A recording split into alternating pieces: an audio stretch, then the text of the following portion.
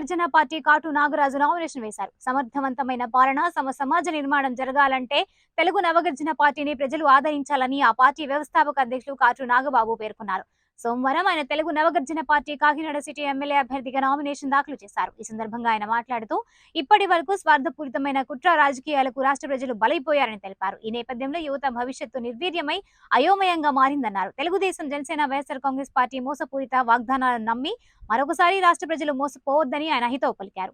మనకి తెలుగు నవగర్జన పార్టీ నుంచి వజ్ర గుర్తుని కేటాయించడం జరిగింది.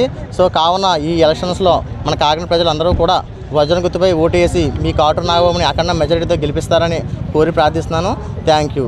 వేరే వైసీపీ, టీడీపీ, జనసేన మాటలని నమ్మి మోసపోకండి. మళ్ళీ 2029 వరకు మీరు వెయిట్ చేయాలి.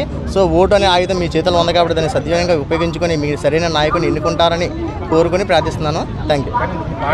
మా పార్టీ మేనిఫెస్టోలో వచ్చి అష్టదిగ్బంధం పేరుతో ఆల్రెడీ గతంలో కూడా దింపాము. కానీ కాకినాడకి పోటీ చేస్తున్నాం కాబట్టి సో కాకినాడ కూడా సపరేట్మైన మేనిఫెస్టో దింపడం జరిగింది. కాకినాడలో ప్రధాన సమస్య వచ్చి డ్రైనేజ్ వ్యవస్థ చాలా దారుణంగా ఉంది. దాంతోపాటు ఎక్కడ చూసినా రోడ్లు కానీ గుంతలు కానీ పడి ఉన్నాయి. సో రోడ్లు అనేది లేదు. సో దీంతోపాటు కూడా ఎక్కడ చూసినా సరే ఇల్లు అనేది అందరూ కేటాయించని చెప్పారు. కానీ ఇల్లు కూడా చాలా మట్టుకు ఇంకా చాలామంది బయట తిరుగుతూనే ఉన్నారు. సో స్థలాలు అనేది కూడా చాలామంది పెట్టారు.